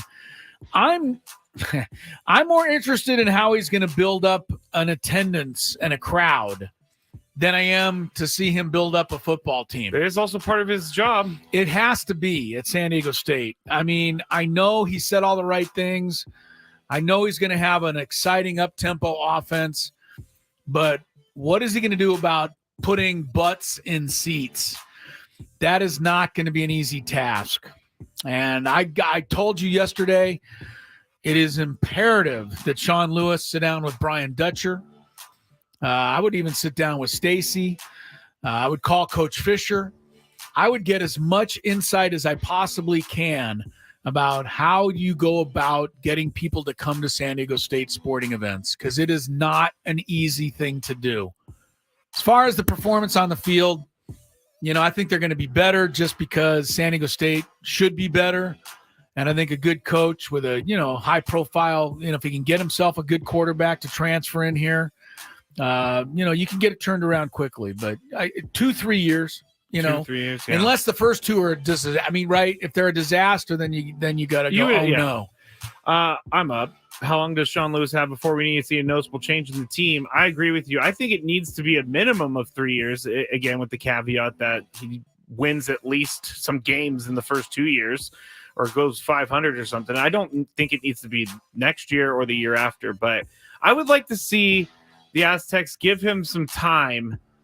And if it proves after the first year that it's just not going to work, which I don't think is going to happen, I would like for them to just give him time and see where this goes, because you set your program back every time you hire a new coach. Everything goes into flux when you hire a new coach or fire your old coach. And I would like to see the Aztecs give him a good go, which I hope he, I think he's going to be successful. He's got everything he needs to be successful at this particular level of college football. If he can get me to a college football playoff, I mean, he's going to have to go 14-0, and he's going to have to knock off a couple of huge game teams early in the season to get the attention.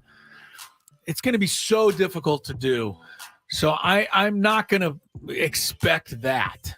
No, I would certainly take it. Yeah. But, I want to have a good, fun, exciting team. But I would rather go 9-4 and have 30,000 screaming fans in Snapdragon Stadium than go 12-2 like they did a couple of years ago and be playing in Carson in front of crickets. Yeah. Do you know what I mean? I do. I want some excitement around this program, and that is going to be his biggest challenge. Agree. Number 4. Colorado head coach Deion Sanders was named Sports Illustrated Sportsperson of the Year, the magazine said today. Quote, in less than a year, Coach Prime has not only transformed a moribund? Yeah, that's really bad. I figured it was. Yeah, means really bad. Why did he use that word? Coach Prime has not only transformed a moribund college football program, he's also breathed fresh life into the campus and transformed a community, end quote. I'm up first. Does Deion Sanders deserve this honor? I do. If this award was most talked about sports person of the year, Deion Sanders is by far the winner. But after what happened where you went 1-8, the rest of your season, after you won your first 3, you had some issues with parking tickets. I don't think that Deion Sanders qualified for sports person of the year, but I don't hate it because he was a huge news story. And we talked about him a lot on this show, and in general, I talked about him a lot. So I'm not mad at it, but I do not think he was the sports person of the year. Chris? You know how much I love Deion, but this is a lousy choice.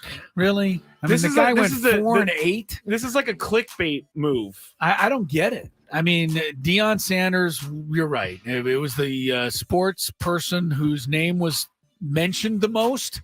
Yeah. Then Deion's in the running, but sports person of the year, you couldn't find anybody that had. How about Angel Reese? Her? I mean, come on. I'm trying to think of I've been trying to think all day. I couldn't really think of it, but Angel Reese is a great one. Angel Reese. I mean, Caitlin Clark's even a great one. Yeah, Angel Reese is helping to transform women's sports just by her very existence. I don't know. I don't see Dion quite to that level, but I will say this, and this is a knock on Sports Illustrated. Nobody cares who their Sports Illustrated Sports Person of the Year. Person of the year. What is it? Sports Person of the Year. Yeah, Sports Person of the Year. Nobody cares anymore. I mean, when I was younger, could you name me who was last year's? No, not even Steph Curry. close. Steph Curry. Yeah, wouldn't have any idea. Me neither. Tom Brady won it in 2021, but I'll be honest with you. When I was younger, Sportsman of the Year was one of the biggest honors anybody could get. Finally, Billie Jean King jumped in there and got it one year, and they turned it into Sports Person of the Year. But I mean, the likes of Montana, Jordan, Arthur Ashe, Shula, Cal Ripken, Tiger Woods, U.S. women's soccer team. Tiger won a couple of them. LeBron, Peyton Manning. It was a big deal. Yeah. It's not a big deal anymore. It's not really even important anymore. Yeah. So, and it's going to stay unimportant if they keep coming up with uninspired choices like that one. Sports Illustrated has fallen a little bit. Yeah. Number 3. A lot of it. This news is for you, Chris. Get ready, buddy. I'm ready. Cord cutting in 2023 has continued to grow, hitting some of the most popular networks pretty hard. According to a new report from Nielsen, ESPN has lost 4 million subscribers since December of 2022, so a year ago. The report found MLB Network had been hit the hardest, losing over 11 million subscribers, or more than a quarter of all its TV subscribers. Part of this was due to MLB Network being dropped by YouTube TV earlier this year. Other networks have felt the pressure too. During the last 12 months, FS1 lost over 3 million. The Big Ten Network lost over 2 million. And TNT lost more than 4 million. And one surprise that didn't lose that many, NFL Network only lost 281,000 subscribers. Why enlighten me.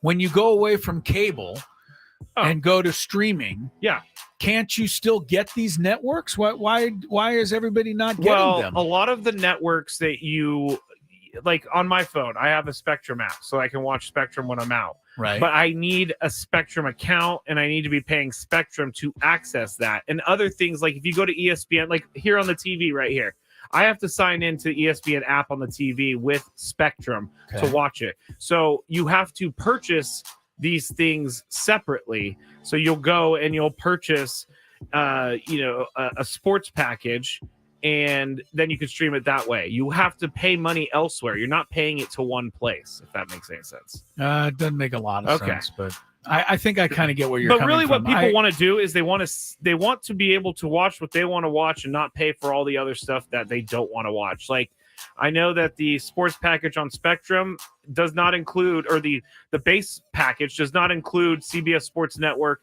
MLB Network, things like that. Yeah, I know. And so I can't watch MLB Network, which I want to, but I can't. Okay. So, what's the question? Where was I going with this? I don't know. What's the question? Oh, here it is, Chris. Yeah. How many years until sports is being offered streaming only?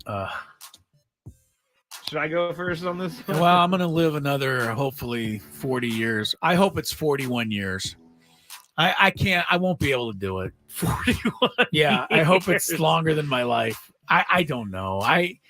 I'm really worried that it's going to all go streaming, and I'm going to have to watch every single game like I had to get through the Dolphin-Jet game on Friday, streaming on Amazon Prime, watching it live. After Tua threw that pick six. You just turned it off? No, it was like 20 minutes before the next play because they went to 17 commercials, and I was livid. I just wanted to get it out of my head and go back to the game. You know what I mean? Stewing. Yeah, I was stewing for 20 minutes after that because there was no action. I've got to be able to watch games and be able to DVR through those commercials. So, but I don't think it's going to make it 41 years, Skraby. I think it'll be in the next decade. The first thing that I thought was it's going to be here in 5 years. 5. Maybe 5 to 10. But I think most people are going to be streaming their sports in 5 years. ESPN is going to force this with their ESPN streaming app. And this is all going to go in the way of streaming. I don't mind streaming, but you're right. Chris, you've brought this up many times when we've talked about the prime Thursday night football game and the fact that you can't go back and forth between channels. Right. That's a huge issue for me. That is, because sometimes I do just want to go check on something real quick, and then I'll come back, and you can't do that. So maybe they need to fix that and be a little bit more user-friendly, but on the other hand, they're basically forcing you to stay on I know their a lot of channel. people who stream their sports and say that you can fast forward, but they don't think what I was told by people who fast forward streaming, you don't have the same control that you normally would have. Yeah. Because I can zip through huddles to the next play. Yeah. Like zip, tackle, off I go to the next Boom, play. yeah. But I think with streaming, the best you can really do is just go through the commercials. Mm-hmm. I don't know that you can zip from play to play to Well, if play. it's live, definitely not. Yeah. Definitely not. We got a question real quick. Balsonic Vinny on the stream. Any thoughts on about what the Padres might do with the TV in the coming seasons? I don't, but I feel like it's going to probably be similar to last year. I hope so. Yeah. I hope it's available to all of us. It will. It has to be. I Don't mean, be so sure. You're mean, right. Baseball is not making the same kind of money that, they were making on these TV broadcasts. So, well, now you've worried me. I'm a little worried. Now you've worried me. Didn't mean to do that. No. But I think I personally love watching my sports on the phone, on the go. I know I'm in the minority there, but the Padres last year did throw me for a loop because I could not access them from my phone. So that was tough. Number 2. But we'll update you if we hear anything about the TV situation with the Padres. Finally, the NFL gave into the idea of flexing Monday Night Football games. You mentioned it earlier. Yeah. They just hadn't used it. They were able to. They just never did. But today they made history by announcing they flexed the Eagles at the Seahawks game in Week 15 to Monday night. That replaces the Kansas City Chiefs at the New England Patriots. I'm up first. Will this get you to watch Monday Night Football? Absolutely not. I don't want to watch the Seahawks. And I don't know why we're being forced to You watch hate the the Eagles. Seahawks, you hate the Eagles, you hate the Cowboys. I mean, there's a lot of teams you won't watch. But I understand There's why nothing they to do with the flexed it, flexing. because that game, the Eagles and Seahawks, is going to be probably a more competitive game than the Chiefs and the Patriots. But sometimes you get those great games from the really good team, really bad team. Yeah, well, you're being ridiculous here. Everybody wants to see a couple of good teams play and not a mismatch like Kansas City and New England. So you are alone on this argument. And furthermore, it is high time that the National Football League just get over it and stop making the flexes only late in the season.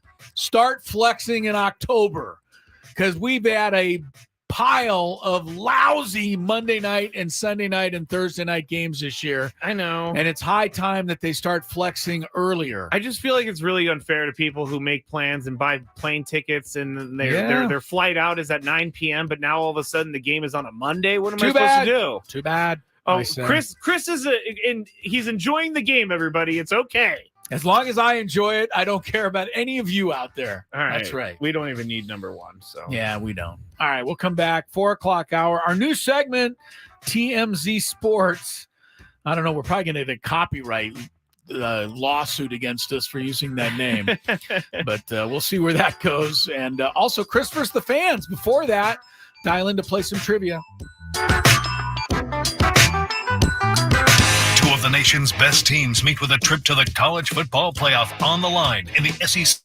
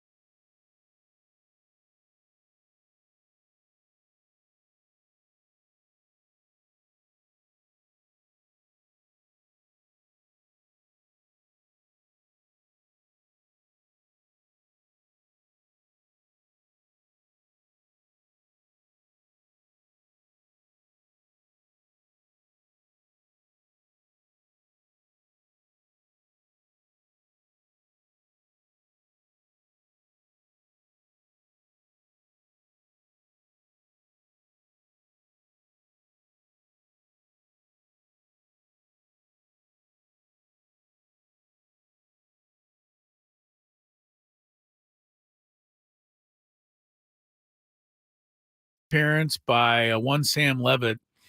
Tony Gwynn Jr. being a good dad today. He's out watching his daughter in a soccer tournament. So we miss Tony for the next couple of days here. He will be returning on Monday. We soldier on without him, and in 15 minutes, somebody's name is going to be called in our biggest fan contest, Skraby. That's so right.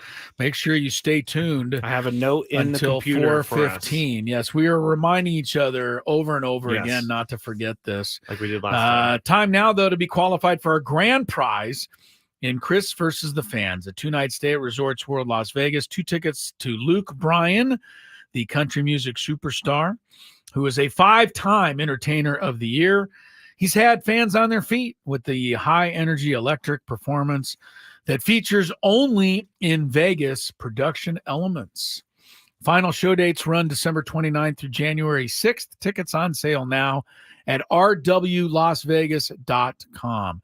And I might add, Chris versus the Fans is brought to you by Tarpey Plumbing, Heating, and Air for the best HVAC and plumbing services in San Diego and the surrounding areas. Call Tarpey today. Let's go. Oh, okay. If you had one shot, one opportunity to take down the human almanac himself, howdy do. Now is your time. Listen to me, this guy is dangerous. Now is your opportunity to win a prize. Well, I hope you know what you're in for. Chris versus the Fans starts now on 97.3 The Fan. All right, the rules. You have to make it through 3 questions. Each question will get more difficult. If you get the question right, you move on. If you get it wrong and Chris gets it right, you're eliminated. But if Chris gets it wrong, then you move on to the next question or you win. If you're a first-time player, let us know. Before the first question, you'll get that one for free today. All right, let's get our first contestant on the phone. Let's go to Brian in Mission Valley. Brian, are you there? I'm here. All right, Brian. You ready for this? I'm ready. All right, here we go. Let's do this one. Which coast is the MLB Network Studios located? Which coast? The East Coast? East Coast is correct. Well, so if you would have missed that, then I would have guessed what, the Central Yeah, right. Coast? The West Coast? Well, I'm just saying it's a good thing he It's got it right. question number 1. He got it anyway. Good for you. Good job, Brian. The Central Coast.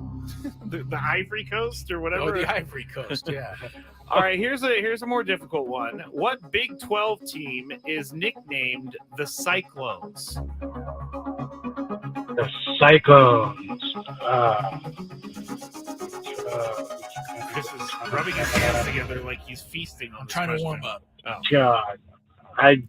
The Cyclones. Big. I have no idea. Okay, it's all right, Brian. Stay right there. You know I know that. Iowa State Cyclones. Sorry, Brian. Sorry, Brian. All right, move on. Move on. All right. Highest ranked team San Diego State football ever beat was Iowa State. Anybody cool on the team, like Seneca Wallace or something? No, they had a big running back named Dwayne Crutchfield who played in the NFL. Dwayne Crutchfield. Iowa State was ranked 12th the day the Aztecs beat them, and I don't believe the Aztecs have ever beaten a higher ranked team than that. What was Stanford when they were here? Good question. They might have been close, but I don't think they were higher than 12th. All right. Anyway, we'll figure that out later. Yeah, Thomas in San Diego, you are on. How are you, Thomas? I'm doing. Hey, Skraby, I just want you to know, if Kevin O'Connell loves you, then you're great in my book, too. Oh, thank you, Thomas. I appreciate that. There seems to be some discrepancy as to whether or not Kevin O'Connell truly loves you. No, I will go get the promo right now of him saying that I was the best scout team player he's ever seen. I don't know that means he loves you. He loves me. All right. I'm going to force him to love me. I know. Thomas. He has no choice. Stanford was number 19 when the Aztecs beat them. All right, Thomas, here we go. First question. What NBA player is sometimes referred to as Dame? Wait, what was that again, Skraby? What NBA player is sometimes referred to as Dame? D-A-M-E. D-A-M-E is correct. Damian Lillard. Damian Lillard is correct. You're good. Nice job, Thomas. You're good on that one. Here we go. Question number 2. What is the game between Auburn and Alabama called? The football game. What is the nickname for that?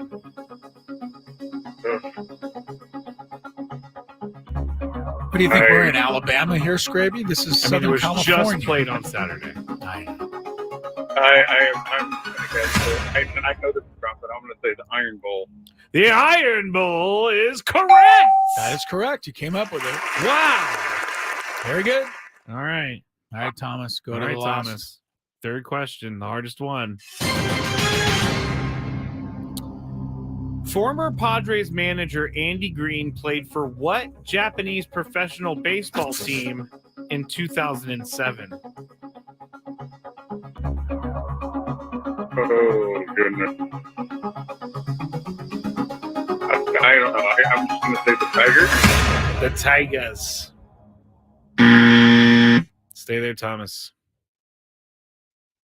Chris, do you know what former Padres manager Andy Green played for? I'm just going to name a team in the Japanese league. Okay.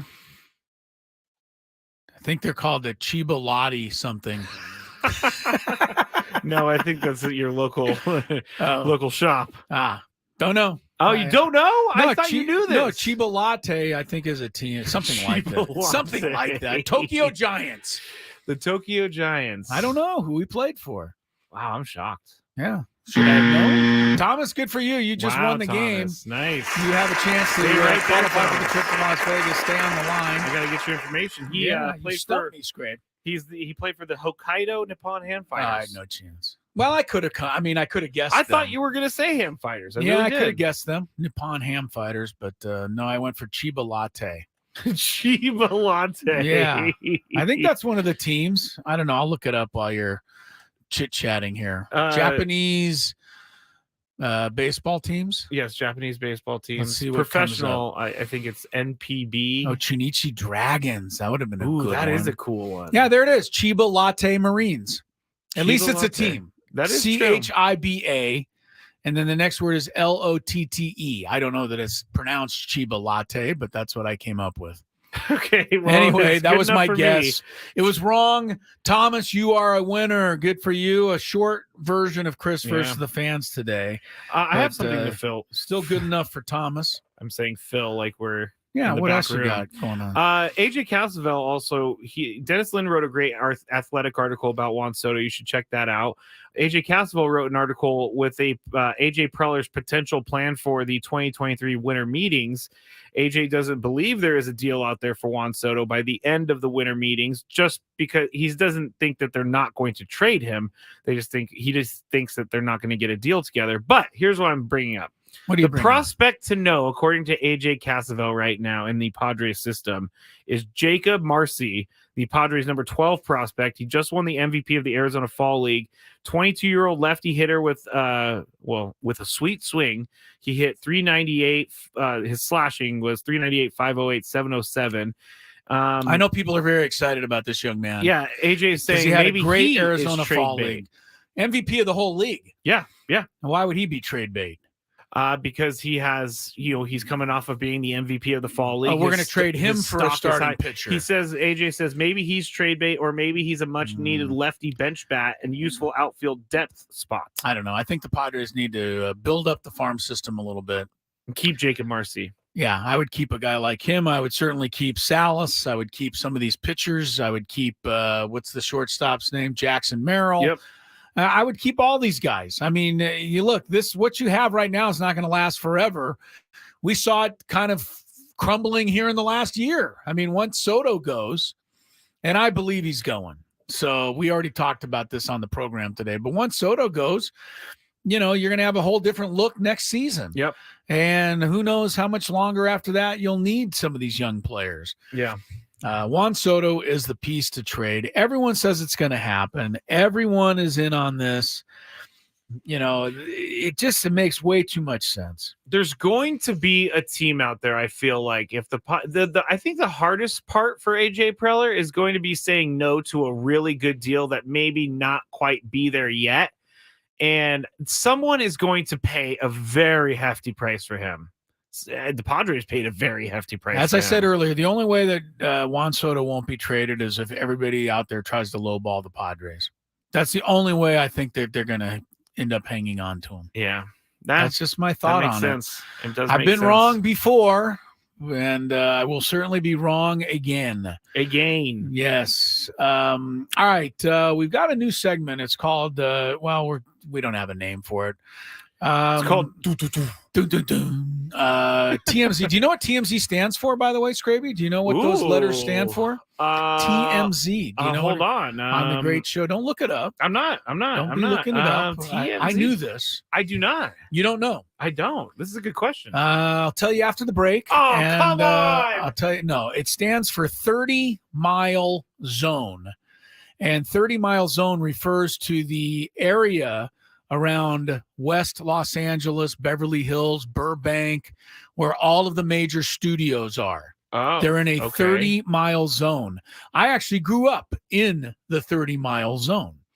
But that is what TMZ stands for. Little trivia for you. Wow, that is kind of. Brandon on the chat said Tabloid Magazine Z. Yeah, maybe that too. It's better than I came up with. I didn't come up with anything. Anyway, we've got some TMZ style sports stories for you. That's next after we check traffic.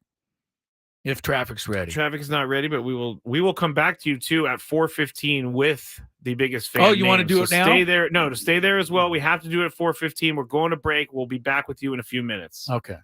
You can listen to San Diego's #1 sports station on the go with the free Odyssey app. It's got all the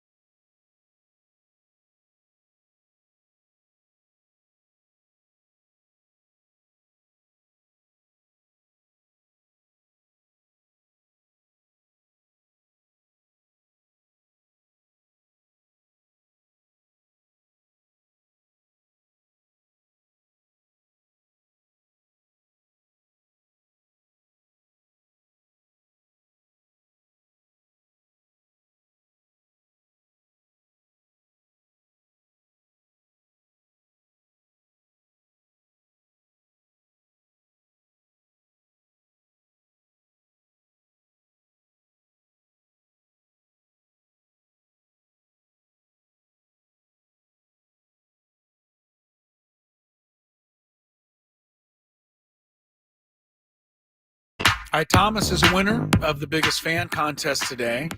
Zachary Wright is not yet a winner of the biggest. What did I say? Thomas won the Chris versus the fans. Yes. Zachary Wright would win the biggest fan, but he's got to call in. Yes, 833-288-0973. All right. So, Zach, if you're out there, get to a phone. Get to it. Does anybody have to get to a phone anymore? I mean, No. Well, I guess so. Sometimes I leave my phone upstairs and I have to go. You have to go get it. to it. Okay, Yeah. I got you. And then I'm like, oh gosh, I'm trying to get into my email and I need to go upstairs to get the push notification. This is the worst. It's a long way to go. It is. Anyway. All right, new segment called 30 Mile Zone. Since TMZ's already taken 30 mile. Okay, whatever. We'll call it 30 Mile Zone. I don't know that they have that copyrighted. I don't think they have that copyrighted, so I think we should be able to use it. I don't know. We'll see what happens. We'll see if the segment's worth doing, but it's fun sports stories in the entertainment world. Well, this What do you one's got? not so fun, Chris. No, this is not. But it was very. There was a lot of rumors and innuendo around this story. See, I saw this brewing, but I didn't really pay attention to it until today because ex-Chicago Blackhawks player Corey Perry is breaking his silence. He has been removed from the team after the team said he broke some Blackhawks internal policies that was, quote, conduct that is unacceptable. He's 38 years old. The rumor is he got drunk. The rumor was really lurid. Lurid is a good word. He got the rumor was that he got drunk. Corey Perry was drinking, and then he ended up sleeping with his teammate Connor Bedard's mother. Yeah, that was the rumor spread on social media. He came out today. It was spread a lot all over social media. It was very haphazard reporting at best. So I've been looking because my to see where wife this came asked me from. about this last night. Lori goes, "Oh, what did you think of that Blackhawk guy sleeping with his teammate's mom?" I go, "When did that happen?" Yeah. And I don't really know that it happened. And I think that it's very irresponsible of people to spread this rumor. The Blackhawk general manager has beyond denied it. He said that it was, what was the word he used? Wildly inaccurate and then disgusting. Disgusting that people would use that as a rumor. Corey Perry for himself said he does have an alcohol problem. Yeah. He's going to get that dealt with. He apologized to everybody. He said the incident had absolutely nothing to do with any of his teammates, and anybody who reports such is wrong. Yeah, he said, quote, as a result of my actions, there has been speculation and rumors. I'm sickened by the impact this has had on others. Yeah. And, you know, I'm going to stick with the Blackhawks on this one. You think he did? No, I don't think he did what the rumors say he did. I'm sticking with the Blackhawks. By getting rid of him. No, I'm saying they got rid of him because he probably got drunk and embarrassed the organization by doing something. Okay. Yeah. But I'm sticking with the Blackhawks, who are saying that anybody who reports this, Connor Bedard stuff is wildly irresponsible and disgusting. Yes, that's it where I'm is sticking true. with the Blackhawks. I do not like when things are reported that aren't true because it ruins people's lives. Yeah, Connor Bedard's an 18-year-old kid through no fault of his own, apparently. I don't even know. And now his name's being dragged through the mud because of something Corey Perry probably didn't do. And I don't even know if Connor Bedard's mom is still married or whatever. But like that's this could the whole affect thing a lot too. of lives. Yeah, this is not good. And if that rumor was sent out and it was false, then that's really bad on that person. Yes. But he is no longer with the team. He is no longer with the team and sleeping with her. The one thing is the NHL Players Association may file a grievance. So they want to know what happened and if it was worth being able to kick him off the team. Otherwise, the Players Association is going to stick up for Corey Perry. Well, of course they are. Yeah. But maybe he waives that or something. Yeah. Don't know. Anyway, I think we needed to clear that up. Because I've been asked about it on 2 different occasions. And so people are walking around all thinking that Corey Perry slept with the kid's mom. Yeah. And there is nothing to support that at all. Nothing. That's not so good. Let's clear that up. Another really, really not good story comes from Oklahoma City Thunder's Josh Giddey. He is facing some allegations that he is dating Well, let me read this. Police in Orange County have launched an inquiry with the mission of finding out what, if anything, went down between a now 21-year-old Giddy and a teen that he was supposedly in a relationship with. So last night, the Minnesota fans let him have it by booing him on the court. I'm surprised that these allegations came out and he was still playing. Police are investigating all of this right now. Yeah, I don't know why the Thunder didn't sit him down for a night. This seems like a pretty serious thing to just to have him play through it. It's kind of weird. Yeah, Oklahoma City coach Mark Daigneault has referred to the allegations as a personal matter. Everything's a personal matter, right? In one way or another. We're going to go back to what we said about Angel Reese when all this happened with the LSU star.